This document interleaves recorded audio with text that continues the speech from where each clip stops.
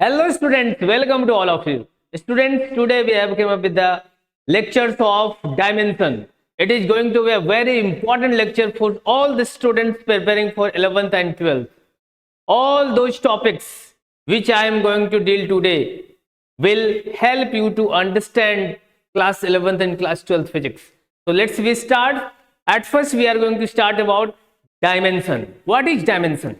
आप जो भी फिजिकल क्वांटिटी के डायमेंशन इस टॉपिक में आप पढ़ोगे, इस लेक्चर में जितने भी डायमेंशन के बारे में पढ़ोगे वो सारे डायमेंशन कहीं ना कहीं आपके 11th और 12th के फिजिक्स में हर जगह देखने को मिलेंगे। तो बहुत इंपॉर्टेंट लेक्चर होने वाला है। तो सबसे पहले हम लोग स्टार्ट करते हैं डायमेंशन। तो डायमेंशन सीखने से पहले आप लोगों ने पहला लेक्चर देखा होगा यूनिट्स का, है ना, यूनिट्स एंड इट्स मेजरमेंट्स। वो पहला लेक्चर आप जरूर देखेंगे। उसमें हम लोगों ने बात किया था फंडामेंटल क्वांटिटीज का, ठीक है। तो सबसे पहले हम लोगों ने क्या किया था, क्वांटिटीज को दो पार्ट में डिवाइड किया था, फिजिकल क्वांटिटी और non physical quantity. Physical quantity किसको बोलते हैं? All those quantity which can be measure, ऐसा क्वांटिटी जिसको कि आप मेजर कर सकते हो, उस सभी क्वांटिटी किसमें आ जाते हैं? फिजिकल क्वांटिटी में। नॉन फिजिकल क्वांटिटी क्या हुआ? All those quantity which can not be measure are said to be non physical quantity. तो नॉन फिजिकल क्वांटिटी का अगर हम आपसे एग्जांपल पूछें तो क्या हो सकता है? आपके इमोशंस हो सकते हैं, emotion, love, affection, these are all non physical quantity जिसको कि आप मेजर नहीं कर सकते हो। तो जो फिजिकल क्वांटिटी को हम मेजर करेंगे उसी के बारे में पढ़ना है। फिर फिजिकल क्वांटिटी को हम लोगों ने अलग कैटेगरी में डिवाइड किया जिसको हम लोगों ने बोला फंडामेंटल क्वांटिटीज। तो आते हैं सबसे पहले फंडामेंटल क्वांटिटी। सबसे पहले there are 7 fundamental quantity, 7 fundamental quantities हैं, 7 फंडामेंटल क्वांटिटीज। यही सारे क्वांटिटीज जो है वो बेसिक क्वांटिटीज है। यही सब क्वांटिटी से हम लोग डिराइव्ड क्वांटिटीज फाइंड आउट कर पाए थे। तो 7 फंडामेंटल क्वांटिटी क्या है? पहला होता है लेंथ।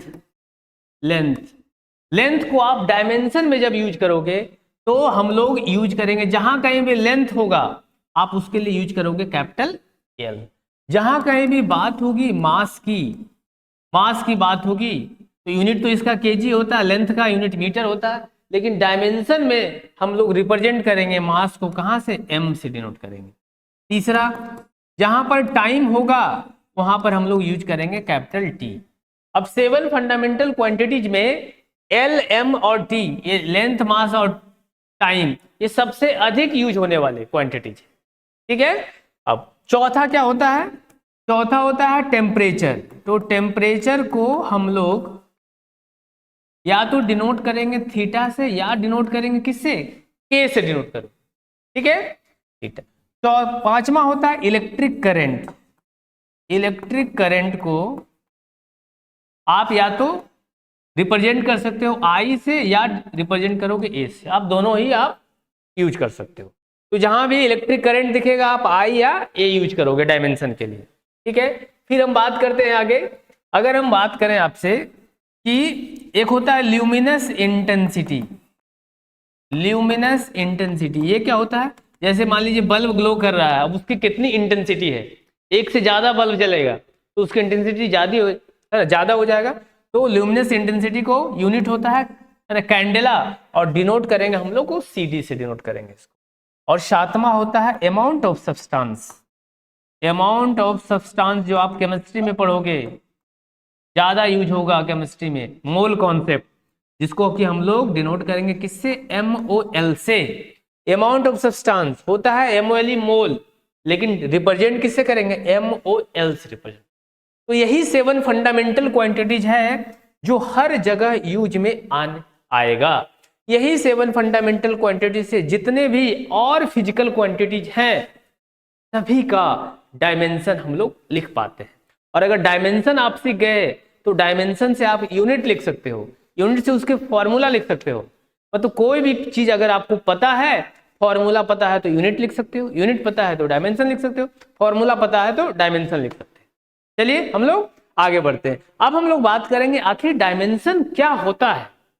तो डायमेंशन होता है कि किसी फिजिकल क्वांटिटीज पे, किसी फंडामेंटल क्वांटिटी पे कितना पावर रेंज है, उस पावर को हम लोग डायमेंशन बोलते हैं, ठीक है। चलिए देखते हैं क्या होता है डायमेंशन। तो डायमेंशन की बात करते हैं, तो डायमेंशन जो होता है, dimension are the power, means power को हम लोग डायमेंशन बोलते हैं। Dimension are the power to which the fundamental quantities are raise. किसी फंडामेंटल क्वांटिटी पर कितना पावर रेज है, उसी को हम लोग डायमेंशन बोलेंगे। क्या समझ में आया? Are raised in order to express the derived unit of quantity. जैसे आप समझिए, हम लोग सबसे पहले कुछ डायमेंशन, जैसे आप देखते हैं, अगर आपसे पूछेगा कि मान लीजिए मास का डायमेंशन लिखना है ना, कितना डायमेंशन, तो मास पे तो और कोई यूनिट है नहीं, है ना, मास में सिर्फ क्या m है, तो हम इस पे पावर कितनी, इस पे पावर सिर्फ 1 लिख सकते हो। अच्छा, इसमें l है नहीं, तो l पे l का डायमेंशन कितना होगा 0, और t पे पावर कितना हो गया 0, तो आप ऐसे लिख, तो इसी पावर को हम लोग डायमेंशन बोलते हैं। मतलब मास पे कितना डायमेंशन हो गया 1, एल पे कितना 0, और टी पे कितना 0। मतलब किसी फिजिकल क्वांटिटी पे, फंडामेंटल क्वांटिटी पे कितना पावर रेज है, उसी को हम डायमेंशन बोलते हैं। क्या क्लियर है? हम लोग अब कुछ देखते हैं डायमेंशन अलग अलग चीजों का। तो डायमेंशन ऑफ फिजिकल क्वांटिटी की हम लोग बात करेंगे। अब इसमें आ जाएंगे फंडामेंटल क्वांटिटीज भी आ जाएंगे और डिराइव्ड क्वांटिटी भी। डिराइव्ड क्वांटिटी किसको बोलते हैं? ऑल दोज फंडामेंटल क्वांटिटी से एक से ज्यादा फंडामेंटल क्वांटिटी अगर यूज होता है तो उसको हम लोग बोलते हैं डिराइव्ड क्वांटिटी। जैसे अगर आपसे बोला जाए स्पीड, तो स्पीड में क्या होता है? स्पीड का यूनिट मीटर पर सेकंड, मतलब स्पीड हो गया डिराइव्ड क्वांटिटी, उसमें लेंथ भी यूज हुआ और टाइम भी यूज हुआ। देखिए ये सारी चीजों को हमने पिछले वीडियो में बताया है। तो हम लोग देखेंगे सबसे पहले डायमेंशन, तो कुछ फिजिकल क्वांटिटी का वो सारे डायमेंशन हम लोग देखेंगे। तो पहला हम लोग क्वांटिटी लेते हैं स्पीड। अगर आपसे पूछा जाए what is the dimension of speed, speed का डायमेंशन क्या होगा, तो डायमेंशन बताना है तो हम लोग ये कह सकते हो डायमेंशन होता क्या है, तो डायमेंशन किसी फिजिकल क्वांटिटी पर कितना पावर रेज। तो देखो पूछा है किसका डायमेंशन, स्पीड का। स्पीड जो होता है इसका फॉर्मूला पता है, आप लोग पढ़े होंगे। स्पीड बराबर होता है क्या, डिस्टेंस डिवाइडेड बाय टाइम, यही होता है ना, डिस्टेंस बाय टाइम होता है। अच्छा, डिस्टेंस को तुम किस में मेजर करोगे ये बताओ, डिस्टेंस को तुम किस में मेजर करोगे? तो डिस्टेंस को हम लोग लेंथ में मेजर करेंगे। तो लेंथ के लिए हम लोग क्या यूज करोगे, कैपिटल एल। अभी जस्ट आपने देखा है कि डिस्टेंस के लिए हम लोग क्या यूज करोगे, देखो तो डिस्टेंस को हम लोग लेंथ में मेजर करते हैं, उसके लिए क्या डिनोट करोगे, एल। तो एल हमने लिख दिया। अब आ जाइए इसमें हम लोग देखते हैं डिस्टेंस के लिए एल और नीचे टाइम है, तो टाइम के लिए क्या लिखोगे, टी। तो ओवरऑल इसको अरेंज करके हम लोग ऐसा कर दे, एल टी ऊपर चला गया तो टी पे कितना पावर हो गया, -1। तो एल टी पे पावर -1 is the dimension for speed. अब ध्यान दीजिए यहाँ एल पे कितना पावर है 1 और टी पे कितना पावर है -1।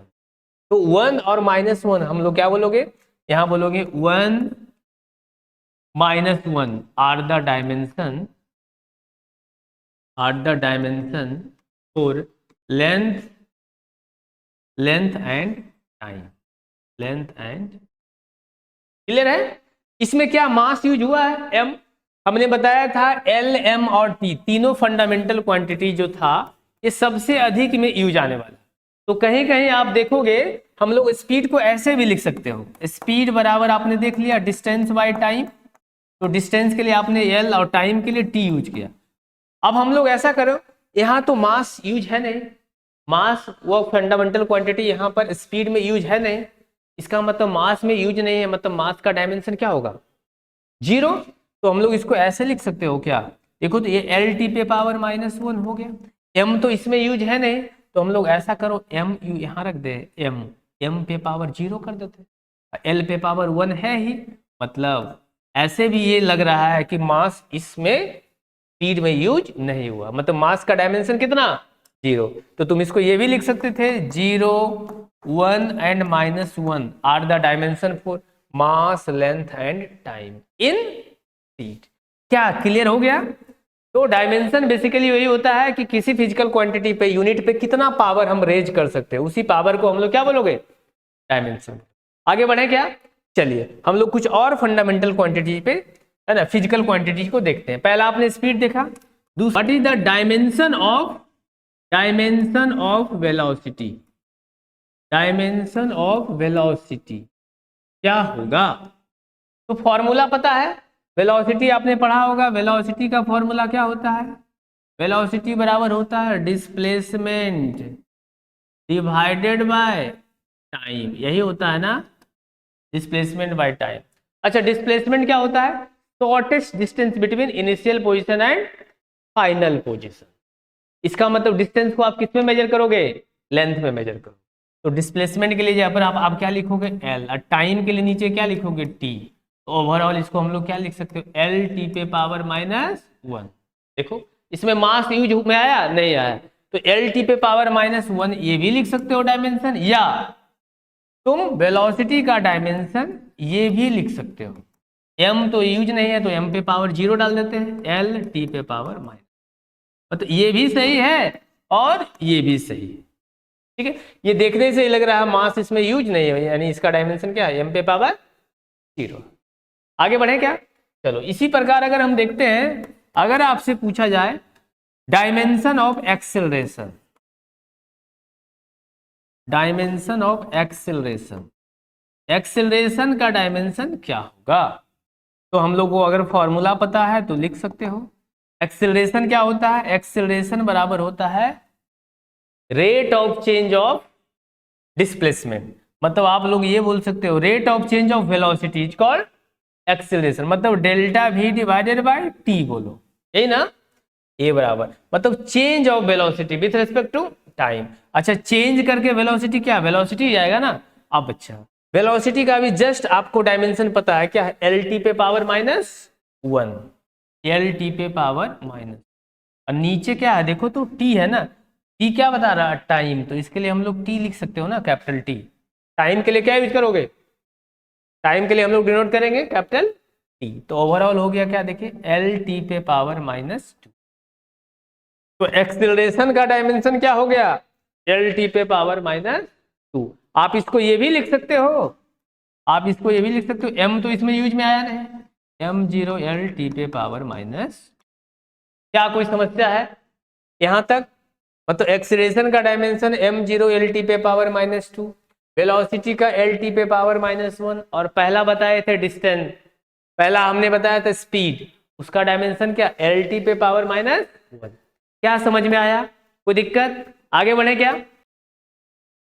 अब हम लोग देखेंगे कौन से डायमेंशन के बारे में।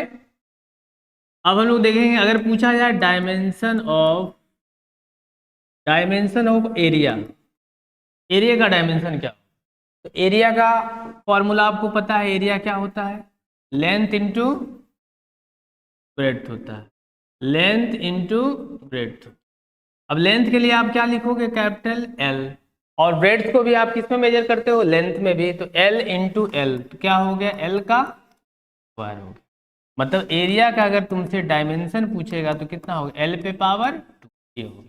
आप इसको ये लिख सकते हो, देखो तो इसमें सिर्फ लेंथ यूज हुआ है ना, एल, एम और टी यूज नहीं हुआ, तो आप इसको ऐसे लिख सकते हो, एम पे पावर 0, एल पे पावर 2 और टी पे पावर, ये आप यूज, ये भी लिख सकते हो, ये भी सही है और ये भी सही, दोनों सही। ठीक है, उसी प्रकार अगर आपसे पूछे जाए डायमेंशन ऑफ वॉल्यूम, वॉल्यूम का डायमेंशन क्या होगा? तो वॉल्यूम का डायमेंशन, तो वॉल्यूम बराबर क्या होता है? Length into breadth into height, ये जानते हो, एल बी एच। और तीनों को हम लोग किस में मेजर करते हो? लेंथ में ही मेजर करते हो। तीनों कहने का डिस्टेंस ही है, तो ओवरऑल हम लोग क्या करोगे? देखो तो एल, इसके लिए एल, इसके लिए भी एल और इसके लिए, तो टोटल कितना? एल पे पावर, तो वॉल्यूम का डायमेंशन हो गया एल पे पावर। आप इसको ये भी लिख सकते हो, एम पे पावर 0। देखो तो इसमें एम यूज है, मास नहीं यूज है, एल यूज हो, टाइम यूज है, नो। तो इसको लिख सकते हैं एल पे पावर 3 टी पे पावर 0। ये भी सही है और ये भी सही, आप दोनों तरीके से लिख सकते हो। आगे बढ़े क्या? चलिए हम लोग आगे बढ़ते हैं। अब हम लोग बात करेंगे, अगर आपसे पूछा जाए ये बताओ डायमेंशन ऑफ मोमेंटम। मोमेंटम का डायमेंशन अगर आपसे पूछा है, मोमेंटम को किससे डिनोट करते हैं? पी से डिनोट करते हैं। आप लोगों ने पढ़ा होगा 10th क्लास में। तो अगर आपसे मोमेंटम का डायमेंशन पूछेगा तो मोमेंटम बराबर क्या होता है? मास इंटू वेलोसिटी होता है। Mass into velocity. मास के लिए क्या यूज करोगे आप? मास के लिए कैपिटल एम। वेलोसिटी के लिए अभी जस्ट देखे हो, अगर वेलोसिटी का अगर आपको याद नहीं है डायमेंशन तो फॉर्मूला तो याद है ना। वेलोसिटी बराबर क्या लिख सकते हो? डिस्प्लेसमेंट। तो डिस्प्लेसमेंट के लिए एल, नीचे टाइम हो गया टी, तो डिस्प्लेसमेंट बाय टाइम हो गया वेलोसिटी। अब सीधे हम लोग इसको अरेंज कर दें, एम एल टी पे पावर, मतलब मोमेंटम का डायमेंशन हो गया एम एल टी पे पावर माइनस। क्या समझ में आया? आगे बढ़ते हैं हम लोग। अगर आपसे पूछा जाए डायमेंशन ऑफ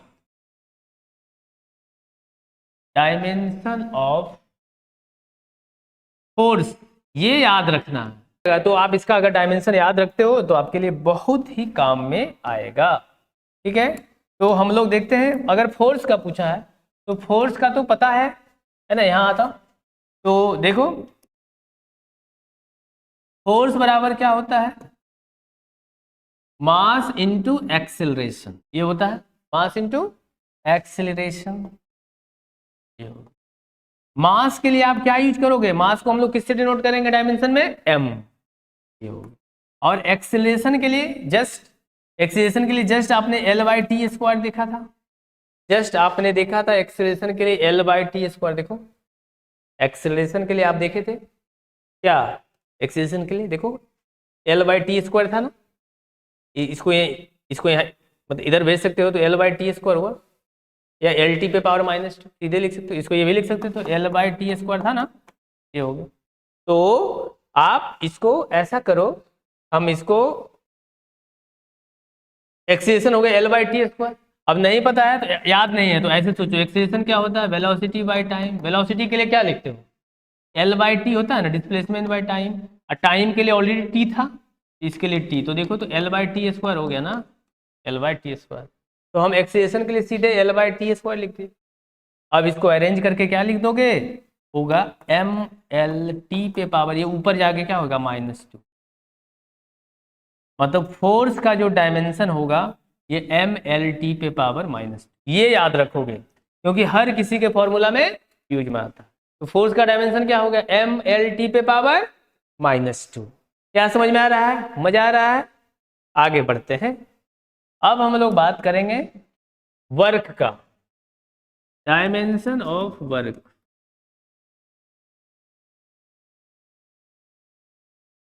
वर्क का डायमेंशन देखते हैं। तो वर्क का फॉर्मूला पता है, आपने पढ़ा होगा।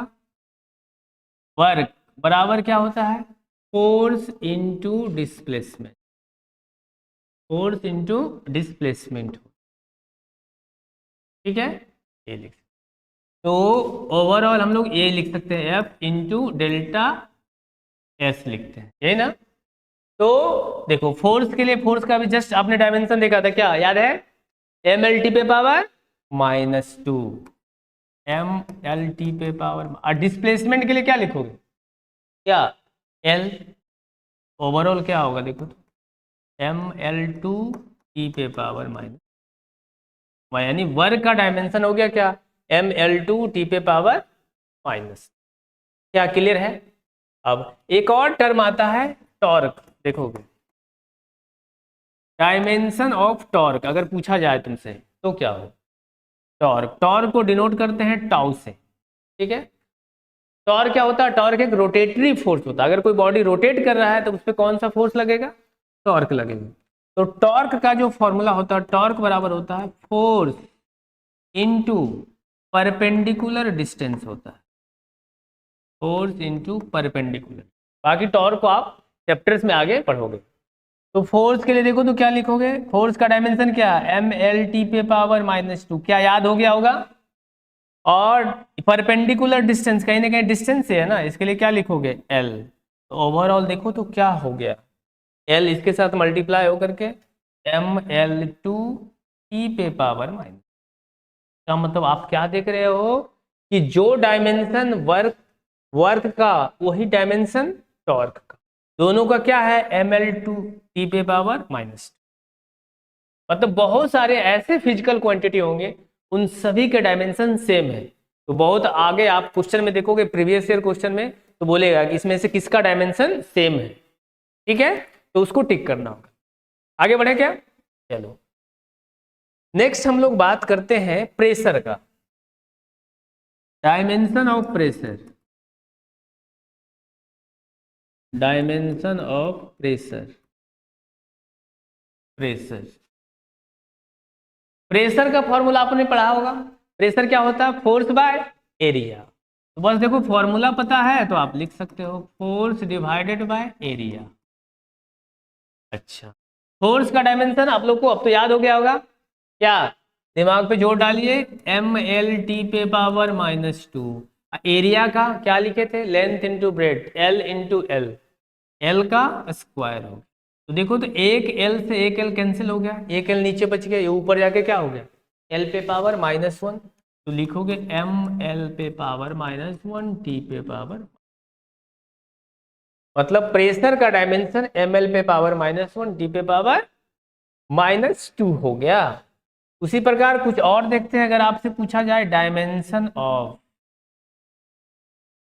डायमेंशन ऑफ स्ट्रेस, ये पूछा हुआ था नीट 2020 में, जाकर के देखोगे ये सवाल पूछा हुआ है। स्ट्रेस का डायमेंशन क्या, आपको ऑप्शन दिया हुआ रहेगा, ml2 टी पे पावर -2 फर्स्ट ऑप्शन, ml पे पावर -1 टी पे पावर ml पे पावर 3 टी पे power minus, last option none of these रहे। इस तरीके से ऑप्शन रहेगा। अब आप देखो देखो सोल्व करते हैं। स्ट्रेस का फॉर्मूला, स्ट्रेस बराबर क्या होता है? Force upon area. तो अभी जस्ट फोर्स अपॉन एरिया, यानी जो प्रेशर का डायमेंशन होना चाहिए वो इसका होना चाहिए। तो फोर्स का ml टी पे पावर -2, एरिया एल का, एल से कैंसिल हो गया, क्या होगा? ml पे पावर -1 टी पे पावर, कौन सा ऑप्शन देखो तो, ई ऑप्शन। इस तरीके से सोल्व करके आपको ऑप्शन मिलाना। क्या समझ में आ रहा है? आगे बढ़े क्या? चलो आगे बढ़ते हैं। देखिए अब हम लोग बात करेंगे डेंसिटी पे, dimension of density, dimension of density. Density को हम लोग रो से डिनोट करते हैं, इसको पढ़ते हैं रो। डेंसिटी का फॉर्मूला क्या होता है? आप लोगों ने पढ़ा होगा, मास बाय वॉल्यूम होता है, मास डिवाइडेड बाय वॉल्यूम। मास के लिए क्या यूज करोगे?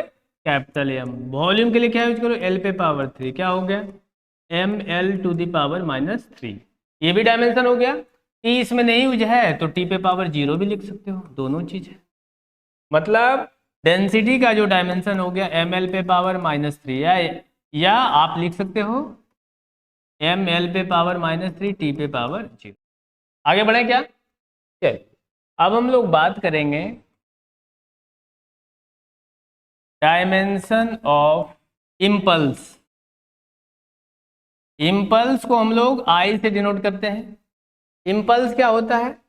इम्पल्स होता है force into change in time. I बराबर एफ इंटू टी होता है। जैसे बैट्समैन क्या है, बॉल को कैच करता है तो पीछे खींचता है, यानी क्या करता है? टाइम को बढ़ाता है ताकि फोर्स कम लगे। अब हम लोग बात कर रहे हैं डायमेंशन की, तो फोर्स के लिए क्या लिखोगे? ml/t पे पावर माइनस, और टाइम के लिए t। ओवरऑल देखो तो क्या हो जाएगा? ml और t पे पावर -2 + 1 मिलके क्या हो जाएगा? -। क्या कोई समस्या है? आगे बढ़े क्या? चलिए आगे बढ़ते हैं। अब हम लोग बात करेंगे एनर्जी की, बात करते हैं, ठीक है। तो बहुत सारे डायमेंशन का आप देखोगे, बहुत सारे फिजिकल क्वांटिटी का डायमेंशन एक समान होता है।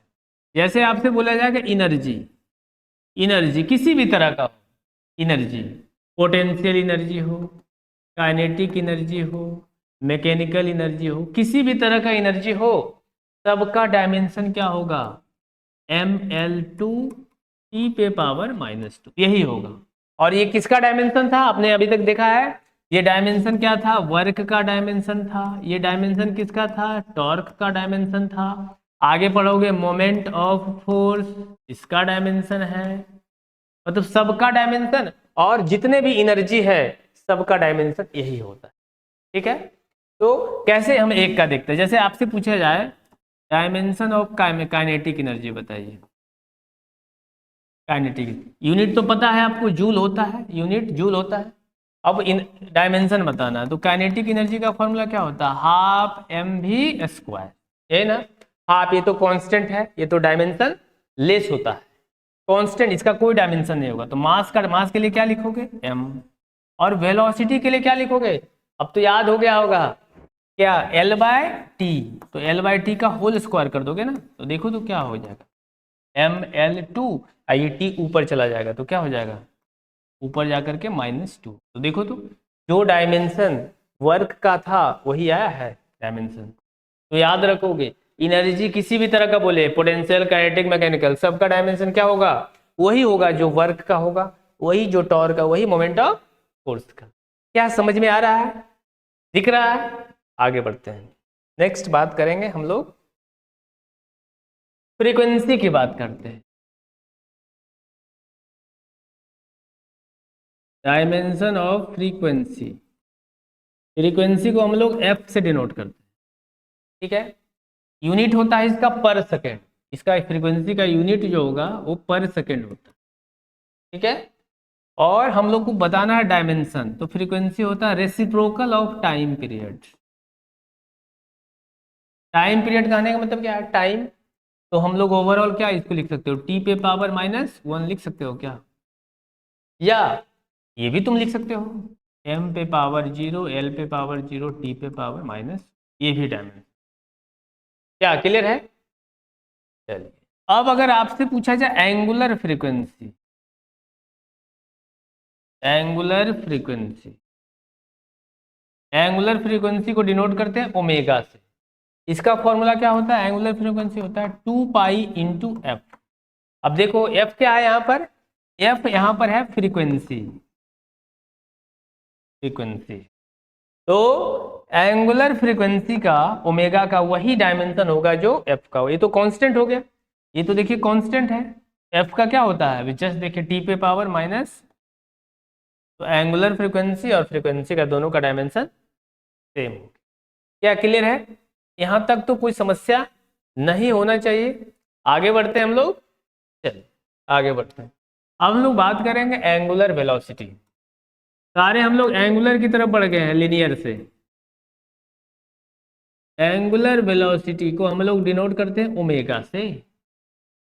कोई बॉडी अगर गोल गोल रोटेट कर रहा है तो उस वेलोसिटी को हम लोग एंगुलर वेलोसिटी के कंपेयर, तो एंगुलर वेलोसिटी का फॉर्मूला क्या होता है? वेलोसिटी डिवाइडेड बाय रेडियस होता है, वेलोसिटी बाय रेडियस।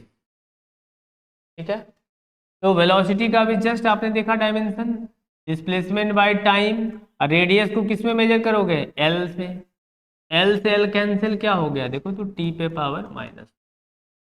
मतलब जो डायमेंशन देख रहे हो फ्रीक्वेंसी का टी पे पावर -1, एंगुलर फ्रीक्वेंसी का टी पे पावर -1, और वही डायमेंशन क्या लिख रहा है? एंगुलर वेलोसिटी का टी पे पावर माइनस। तो इस तरीके से अगर कोई क्वेश्चन देता है कि किसका डायमेंशन सेम है, तो इसी तरीके से नहीं बता सकते हो क्या? आसान है। अब आगे बढ़ते हैं, एंगुलर वेलोसिटी के बाद हम लोग बात करेंगे एंगुलर एक्सेलरेशन पे बात करें। एंगुलर एक्सेलरेशन, एंगुलर एक्सेलरेशन को डिनोट करते हैं हम लोग अल्फा से। इसको पढ़ते हो अल्फा, अल्फा। एंगुलर एक्सेलरेशन क्या होता है? अल्फा बराबर होता है डेल्टा ओमेगा बाय टी होता है, delta omega by delta T. मतलब change in angular velocity with respect to time. अच्छा, एंगुलर वेलोसिटी का भी जस्ट आपने डायमेंशन देखा कितना? टी पे पावर -1, नीचे कितना आया? टाइम के लिए टी, ये ऊपर चला जाएगा तो टी पे पावर माइनस। तो तुम इसको ये भी लिख सकते हो, अल्फा बराबर लिख सकते हो m0 l0 टी पे पावर -2। क्या कोई समस्या? आगे बढ़े, एंगुलर वेलोसिटी हो गया, एंगुलर एक्सीलरेशन हो गया। अब हम लोग बात करेंगे एंगुलर मोमेंटम पे, ठीक है। चलिए, एंगुलर मोमेंटम,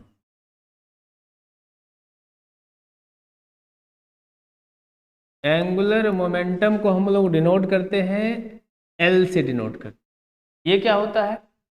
एंगुलर मोमेंटम एक फॉर्मूला से आता है, M V R sine theta. इसमें एम क्या होता है? एम होता है मास, वी क्या होता है? वेलोसिटी, और आर क्या होता है? रेडियस होता है, आर रेडियस। मतलब इसका डायमेंशन लिखना है तो मास के लिए क्या लिखोगे? Capital M. वेलोसिटी का के लिए क्या होता है? L by T, displacement by time. और रेडियस को आप किसमें, रेडियस के लिए क्या लिखोगे? एल।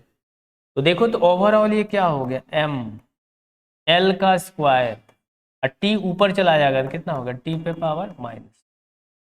मतलब डायमेंशन ऑफ एंगुलर मोमेंटम हो गया एम एल टू टी पे पावर माइनस। क्या कोई समस्या? नेक्स्ट, नेक्स्ट हम लोग बात करेंगे स्ट्रेन। ये क्या होता है? स्ट्रेन, स्ट्रेन होता है change in length divided by original length होता है, ओरिजिनल लेंथ होता है। चेंज इन मतलब स्ट्रेन बराबर होता है, हम लोग ये चेंज इन लेंथ को एल से डिनोट करते हो, delta L divided by L. तो एल बाय एल कैंसिल होकर के क्या कुछ बचेगा? ना एम पे पावर जीरो, एल पे पावर जीरो, और टी पे सब पे क्या रहेगा? जीरो। इस तरीके के जिसका कि कोई भी डायमेंशन ना हो उसको हम लोग बोलते हैं डायमेंशन लेस क्वांटिटी। ये है dimension less quantity, dimension less quantity. अब एक नया टर्म आ गया, डायमेंशन लेस क्वांटिटी। तो अब लिखिए क्या होता है dimension less quantity. Dimension less quantity किसको बोलते हैं? तो डायमेंशन लेस क्वांटिटी हम लोग उस क्वांटिटी को बोलते हैं which have no any dimension, means those quantity, those quantity which have no any dimension, no any dimension, जिसका कि कोई डायमेंशन नहीं होगा। और it is represented by, dimension less quantity is represented by, represented by M zero, L zero और T zero, है ना। देखो अभी जस्ट इसका मतलब स्ट्रेन क्या है? Dimension less quantity. तो कुछ एग्जांपल देखते हैं डायमेंशन लेस क्वांटिटी के, क्या एग्जांपल हो सकते हैं देखिए। तो एग्जांपल है इसका, देखो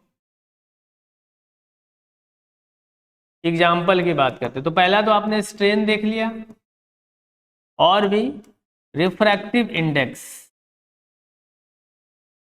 स्ट्रेन क्या था? Dimension less quantity, M zero, L zero, T zero.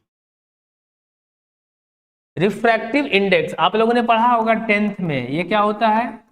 इसको डिनोट करते हो म्यू से, और ये फॉर्मूला क्या होता है? रिफ्रैक्टिव इंडेक्स बराबर speed in first medium divided by speed in second medium. पहले मीडियम और दूसरे मीडियम के स्पीड के रेशियो को हम लोग क्या बोलोगे? Refractive index. जैसे लाइट है, एयर में अलग स्पीड है, ग्लास से पास करोगे उसकी स्पीड अलग होगी, लिक्विड में अलग होगी। तो मतलब रिफ्रैक्टिव इंडेक्स म्यू बराबर होता है speed in first medium divided by speed in second medium, speed in second medium. मतलब पहले मीडियम में स्पीड, दूसरे मीडियम में स्पीड, तो स्पीड बाय स्पीड क्या हो गया? कैंसिल। ओवरऑल म्यू भी क्या है? एक M zero, L zero, T zero. मतलब ये भी एक डायमेंशन लेस क्वांटिटी है, ठीक है, ये भी एक डायमेंशन लेस। आगे बढ़े क्या? और भी बहुत सारी क्वांटिटी मिलेंगे आपको डायमेंशन लेस क्वांटिटी। बढ़े क्या? सरफेस टेंशन, सरफेस टेंशन का डायमेंशन क्या होता है?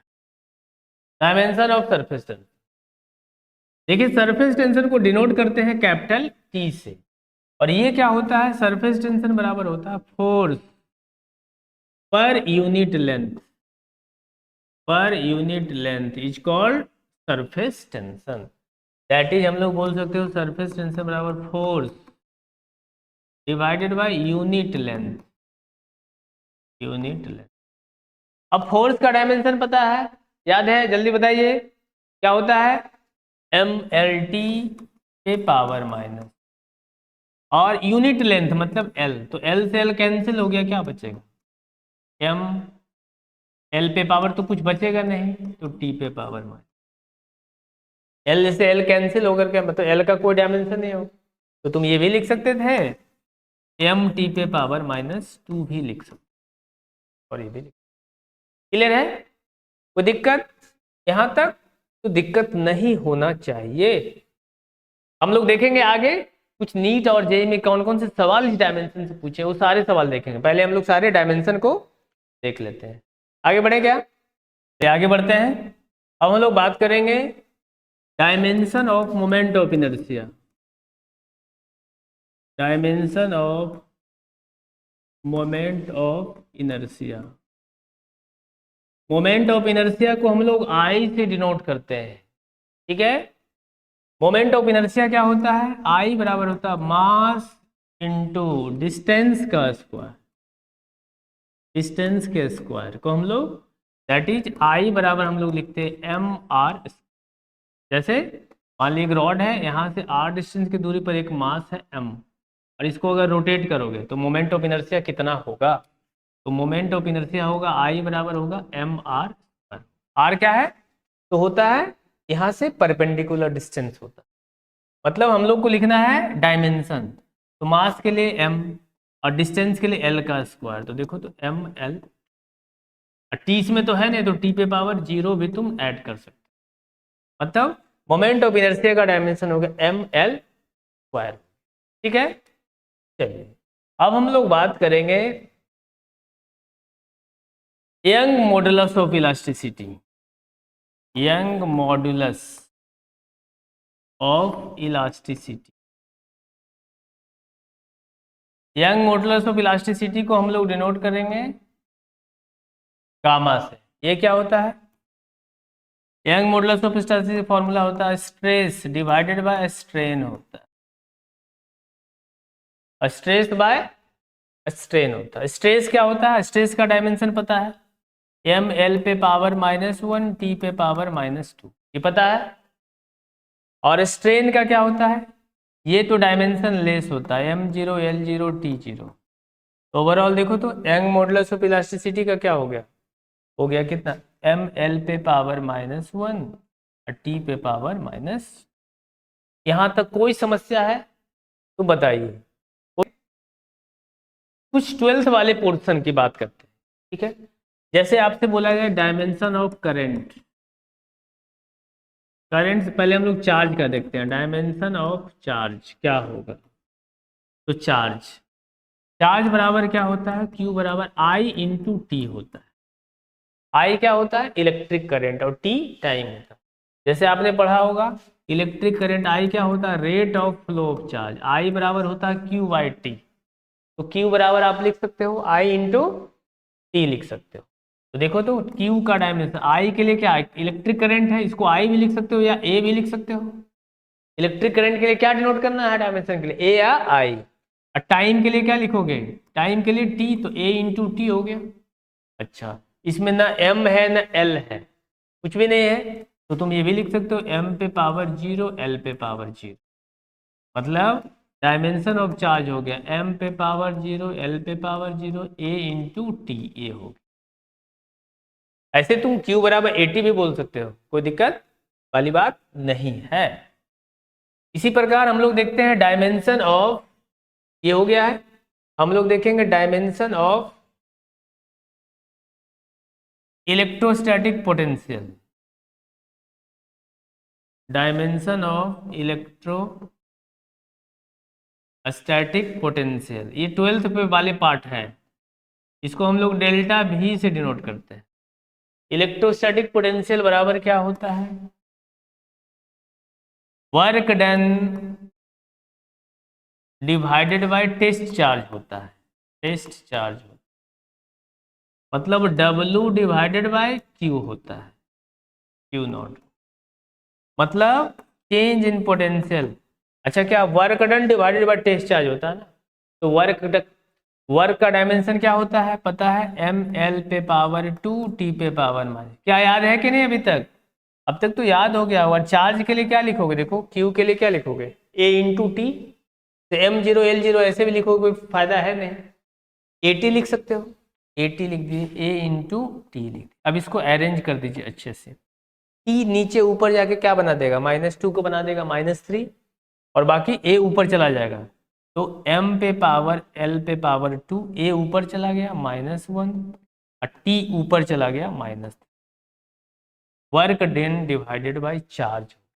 देखिए, मतलब इलेक्ट्रोस्टैटिक पोटेंशियल का डायमेंशन हो गया ml2 t पे पावर -3 a पे पावर -2। तो दिक्कत, चलिए ये हो गया। अब अगर आपसे पूछा जाए डायमेंशन ऑफ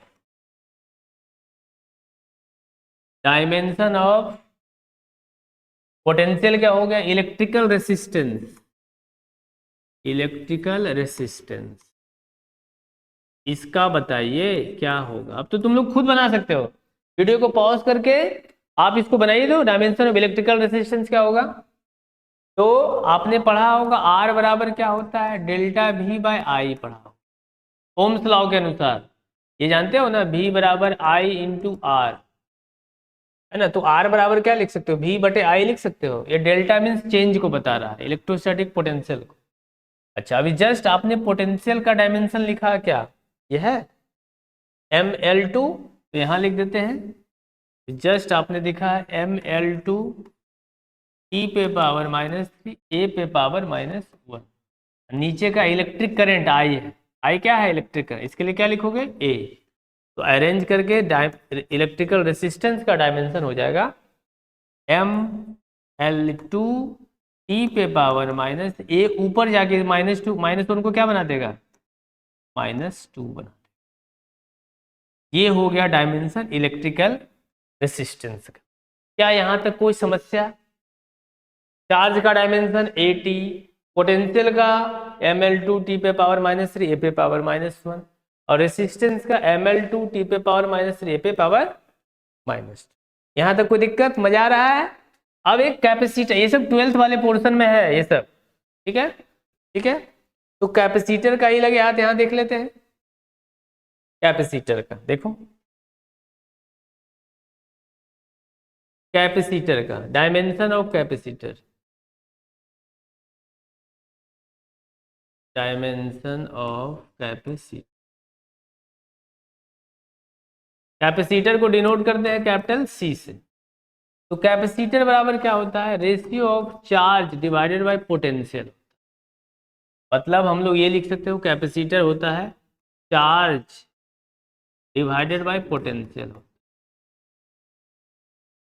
चार्ज को Q से और पोटेंशियल को V से, मतलब C बराबर Q बाय V। अब चार्ज के लिए क्या लिखोगे, चार्ज के लिए भी जस्ट आपने लिखा था AT, चार्ज के लिए AT हो गया। अब पोटेंशियल के लिए क्या लिखोगे, अभी जस्ट आपने देखा, देखो चार्ज के लिए ये हो गया, अब पोटेंशियल के लिए क्या हो गया, ml2 t पे पावर -3 a पे पावर माइनस, लिख दो यहाँ पर ml2 t पे पावर -3 a पे power minus.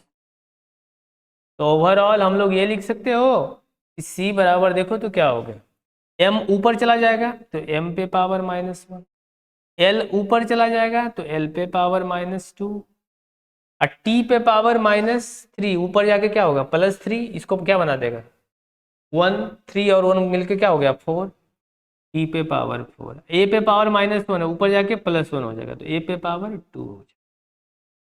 This is the dimension of capacitor, m पे पावर -1, l पे पावर -2, t पे पावर 4, a पे पावर।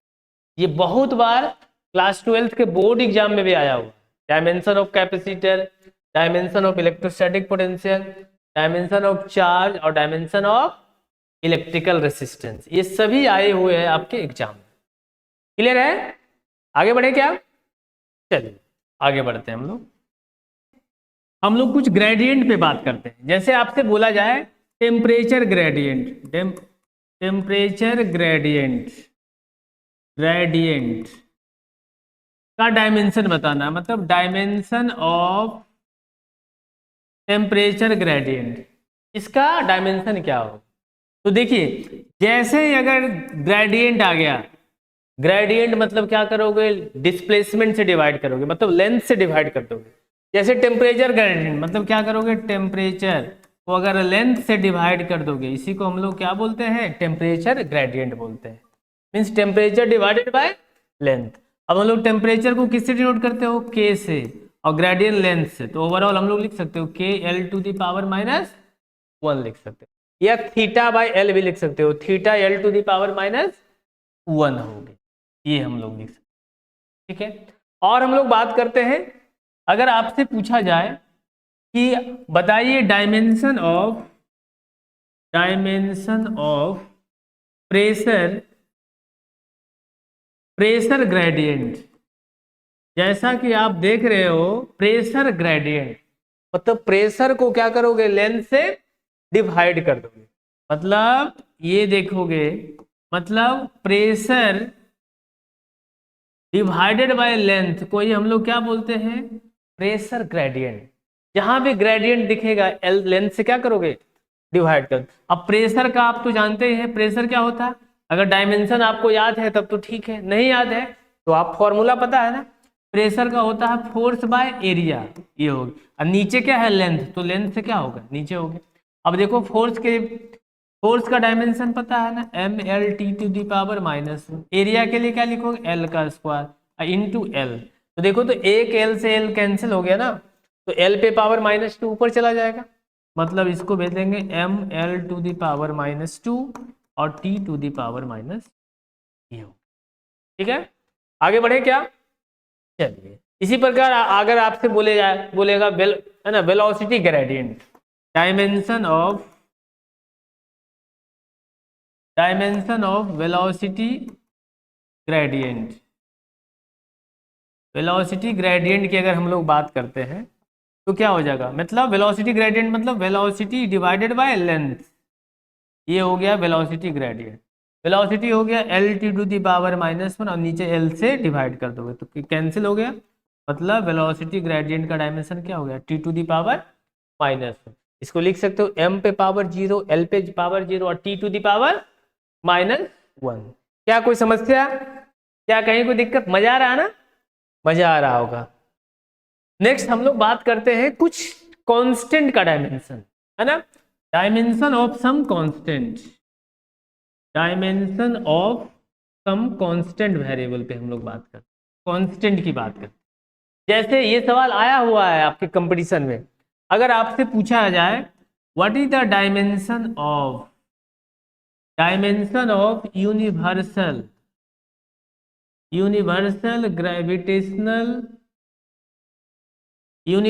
ग्रेविटेशनल कांस्टेंट का डायमेंशन आपको बताना है, यूनिवर्सल ग्रेविटेशनल कांस्टेंट। अब यूनिवर्सल ग्रेविटेशनल कांस्टेंट को हम लोग किससे डिनोट करते हैं, ये आपको पता है, हम लोग कैपिटल जी से डिनोट करते हो। ठीक है, देखो अब ये आया कहां से, तो तुरंत आपके मन में सवाल आ जाएगा कि आप जानते हो संसार की किसी भी दो बॉडी है, एक m1 है और दूसरा m2 है, संसार की किसी भी दो बॉडी के बीच में एक अट्रैक्टिव फोर्स लगता है। ठीक है, मतलब किसी भी दो बॉडी के बीच में प्यार है, मान लीजिए दोनों के बीच दूरी क्या है, r है। ठीक है, तो कहता है ये इस पे कितना फोर्स लगाएगा, तो फोर्स बराबर हो जाएगा Gm1 m2 divided by r, यही होता है ना। अच्छा, ये ग्रेविटेशनल फोर्स हो गया। अब ये इसमें क्या है, ये फोर्स हो गया, ये इसी जी को हम लोग बोलते हैं यूनिवर्सल ग्रेविटेशनल कांस्टेंट, और इसी का आपको डायमेंशन बताना है। तो यहां से हम लोग क्या ऐसे कर दें, क्या जी बराबर लिख सकते हो F इंटू आर का square divided by m1 into m2। अब एफ के लिए अब क्या लिखोगे, M L T to the power -2। इसके लिए क्या लिखोगे, एल का स्क्वायर, और डिवाइडेड बाय कितना हो गया, एम इंटू एम, क्या होगा, एम का स्क्वायर। अब एक एम से एक एम कैंसिल कर दीजिए, तो ओवरऑल देखो तो क्या हो जाएगा, मतलब जी का हो जाएगा, एम ऊपर चला जाएगा, M to the power -1, L ये 1 और 2 मिलकर के कितना हो गया 3, और T to the power -2। This is the dimension of universal gravitational. क्या क्लियर है यहां तक, यहां तक कोई दिक्कत नहीं ना। चलिए नेक्स्ट आगे बढ़ते हैं। नेक्स्ट हम लोग बात करेंगे Planck constant, dimension of Planck. ये सब आगे तुम पढ़ोगे, सिलेबस में है, पूरे सिलेबस का दर्शन इसी चैप्टर में हो जाता है। Dimension of Planck constant, Planck constant को हम लोग डिनोट करते हैं एच से डिनोट करते हैं। अब ये कहाँ आया, तो ये आता है E बराबर होता है H इंटू एफ, ये एनर्जी वाला इक्वेशन से आता है, जहां पर E क्या होता है, तो E होता है एनर्जी, H क्या है, इसी को बोलते हैं प्लैंक कांस्टेंट, और F यहां पर क्या है, F होता है फ्रीक्वेंसी होता है। तो प्लैंक कांस्टेंट का निकाल दोगे, क्या बन जाएगा, वीडियो को पॉज करके ट्राई करो तो यहां से आप लिखोगे H बराबर क्या लिखोगे, E divided by F, H बराबर E डिवाइडेड बाय एफ हो गया।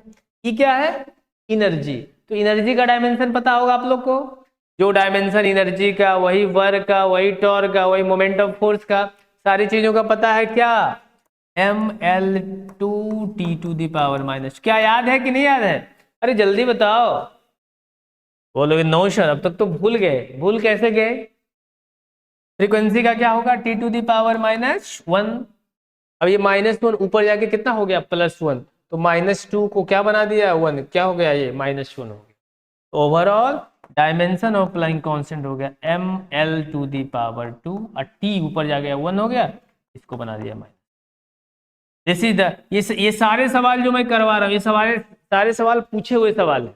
यूनिवर्सल ग्रेविटेशनल कांस्टेंट भी जाकर के AIEEE के एग्जाम में देखोगे पूछा हुआ सवाल है, और डायमेंशन प्लैंक कांस्टेंट का ये भी आपके मेडिकल एग्जाम में पूछा हुआ सवाल है, और बहुत सारे इंजीनियरिंग, स्टेट इंजीनियरिंग एग्जाम में पूछा हुआ है। कोई दिक्कत, बहुत आसान है ना, एक बार सोच लिया आप, है ना, तो आसान है, तो आसान है, कुछ भी डिफिकल्ट नहीं है, फिजिक्स इज वेरी इजी, बस फील होना चाहिए। आगे आने वाले चैप्टर्स में आप देखोगे फिजिक्स आपको दिखेगा, मैं सारी चीजों को एक्सपेरिमेंट से बताऊं, ठीक है, बढ़े आगे। चलिए आगे बढ़ते हैं, नोट कर लिया होगा आपने, आगे बढ़ते हैं। अब हम लोग बढ़ते हैं dimension of Boltzmann constant, Boltzmann constant, dimension of Boltzmann constant. आगे पढ़ोगे ये बोल्ट्जमैन कांस्टेंट को K से डिनोट करते हो, ये पढ़ोगे kinetic theory of gas chapter में, और आपको केमिस्ट्री में भी कहीं कहीं आपको देखने को मिलेंगे। ये कहां से आता है, तो ये आता है PV बराबर K इंटू टी, ये सारे सवाल पूछे हुए हैं, ये भी इंजीनियरिंग के सवाल में, इंजीनियरिंग एग्जाम में पूछा हुआ और मेडिकल में भी पूछा हुआ सवाल है कि बोल्ट्जमैन कांस्टेंट का डायमेंशन क्या होगा, आपका ऑप्शन दिया हुआ रहेगा, बनाओ तो, ट्राई करो तो, इसको ट्राई कीजिए।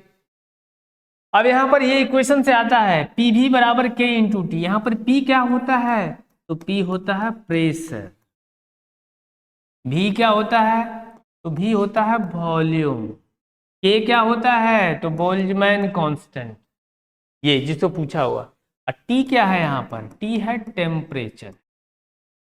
क्या तो नहीं निकाल सकते हो, तो यहां से हम लोग लिख सकते हो K बराबर कितना हो गया, P into V divided by T, हो गया ना। P क्या है, प्रेशर, क्या प्रेशर का डायमेंशन अभी तक याद हुआ, नहीं याद हुआ तो कोई दिक्कत नहीं, फिजिक्स में कुछ भी याद नहीं करना है, तो प्रेशर पता है ना, फोर्स बाय एरिया होता है, ऐसे तो लिख सकते हो, है ना। और नीचे क्या है T, तो T लिख दिए, ऊपर क्या है वॉल्यूम, तो वॉल्यूम लिख दिए। अब तो इसको सोल्व कर सकते हो, फोर्स का तो पता है, कई बार गुजर चुका है याद, है ना। तो K बराबर देखो तो क्या आ गया F, फोर्स के लिए क्या लिखोगे mlt to the power -, volume के लिए क्या लिखोगे L to the power 3, area के लिए क्या लिखोगे L का स्क्वायर, और ये क्या है, टी टेम्परेचर है ना, तो टेम्परेचर के लिए आप क्या करो, हम लोग थीटा भी लिख सकते हैं और के भी लिख सकते हो, जो आपकी इच्छा हो। के ही लिखते हैं क्या, तो चूंकि देखो यहाँ पर के पूछा ही है, तो हम लोग यहाँ पर थीटा लेकर के चलते हैं, है ना, बिल्कुल दोनों एक जैसा लगेगा, ठीक है? दोनों भाई भाई जैसा लगेगा, ठीक है, तो फील नहीं आएगा। अब देखो क्या करोगे, यहाँ पर ऊपर कितना हो गया, एल स्क्वायर कैंसिल हो गया ना, एक एल यहाँ से और एक एल यहाँ से, तो अब ये बचा एल स्क्वायर। तो देखो तो ओवरऑल ये करोगे एम, ये हो गया, एक एल यहाँ बच गया, L square, L square T पे पावर -2, ये थीटा ऊपर जाके कितना हो गया -1। तो this is the dimension of Boltzmann constant, क्या होगा, ml2 टी पे power -2 theta two the power -1। आगे बढ़े क्या, नोट कर लिया होगा आपने, चलो आगे बढ़ते हैं। अब कुछ और सवाल जो कि आपके इंजीनियरिंग एग्जाम में पूछे हुए हैं, अगर आपसे पूछेगा डायमेंशन ऑफ, ये सवाल बहुत ही अच्छा है, बार बार आपके आगे आने वाले लेक्चर्स में आप देखोगे हर जगह इसका यूज होगा, कई एग्जाम में ये सवाल पूछे हुए हैं। Dimension of coefficient of viscosity, coefficient of viscosity, इसको हम आगे आने वाले चैप्टर्स में देखोगे, क्लासरूम में हम इसको एक्सपेरिमेंट करके बताएंगे कि क्या होता है कोएफिशिएंट ऑफ विस्कोसिटी, क्या होता है सरफेस टेंशन, सारी है ना, सारी चीजों को हम एक्सपेरिमेंट के साथ बताएंगे। Dimension of coefficient of viscosity, देखो कोएफिशिएंट ऑफ विस्कोसिटी को हम लोग डिनोट करते हैं ईटा, इसको क्या पढ़ोगे, आपके जो घर बनता है वो वाला ईटा, इसको क्या बोलोगे, ईटा पढ़ेंगे, ईटा, ओके। तो ये कहां से आता है ईटा, जिसके बारे में आप लोग बात करते हैं, ये आता है, ये आगे चैप्टर्स में पढ़ोगे, फोर्स बराबर होता है eta into area into del V divided by del Z होता, ये यहां से आता है, आगे आप चैप्टर्स में पढ़ोगे, ठीक है, कि ये कहां से फॉर्मूला आया है। तो ईटा यही तो है कोएफिशिएंट ऑफ विस्कोसिटी, और इसी का आपसे डायमेंशन पूछा है। तो यहां से आप क्या लिख सकते हो, ईटा बराबर लिख सकते हो कि F into del Z, F into del Z divided by area into del भी, ये लिख सकते हो क्या। अब देखिए ईटा फोर्स के लिए डायमेंशन क्या होगा, M L T to the power minus del Z, ये क्या होता है, सबसे पहले देखो ये एफ क्या है, तो फोर्स है, ये तो ए क्या है, तो एरिया है, ये होता है change in velocity, change in velocity, और ये डेल जेड क्या होता है, चेंज इन डिस्प्लेसमेंट होता, चेंज इन डिस्प्लेसमेंट। तो यहां से हम लोग ऐसा करें क्या, ईटा बराबर लिख दिए F into del Z, del Z ये क्या हुआ, चेंज इन डिस्प्लेसमेंट, तो डिस्प्लेसमेंट के लिए क्या लिखोगे, एल, नीचे देखो एरिया के लिए एल का स्क्वायर, और ये चेंज इन वेलोसिटी है, तो चेंज इन वेलोसिटी मतलब क्या, वेलोसिटी, वेलोसिटी क्या होता है, डिस्प्लेसमेंट डिवाइडेड बाय टाइम, तो टाइम सीधे क्या, एल बाय टी, तो टी सीधे क्या ऊपर चला गया क्या, एल बाय टी, इसको कैंसिल कर दो, एल बाय टी। अब देखो तो एल स्क्वायर से एक एल कैंसिल, ठीक है, एक एल बच गया था यहाँ पर, है ना। अच्छा, टी पे पावर -2 और टी पे पावर 1, मतलब दोनों में क्या होगा, एक कैंसिल होगा, बचेगा टी पे पावर -1, मतलब ईटा बराबर हो गया, ध्यान दे, एम, एल पे पावर ऊपर चला गया -1, है ना, और टी -2 और +1 बन के क्या बन गया, टी पे पावर -1। तो this is the dimension of coefficient of viscosity, कई एग्जाम में पूछा हुआ है, बशर्ते ये चीज याद भी रखोगे कि आगे हम लोग फॉर्मूला बनाना सीखेंगे, और आगे आने वाली चीजों में आप देखोगे एरर एनालिसिस में भी इसका यूज है, तो जगह जगह हम वहां पर पूछेंगे आपसे कि बताओ dimension of coefficient of viscosity, तो क्या बोलोगे, M L to the power -1 T to the power -1, याद रहेगा, याद रहेगा, प्रॉमिस है, बिल्कुल प्रॉमिस है, याद रहेगा, ठीक है। आगे बढ़ते हैं, चलिए अब हम लोग बात करेंगे मोलर स्पेसिफिक हीट कैपेसिटी, हो गया होगा क्लियर। चलिए एक हम लोग बात करते हैं इसीलिए molar specific heat, molar specific heat of capacity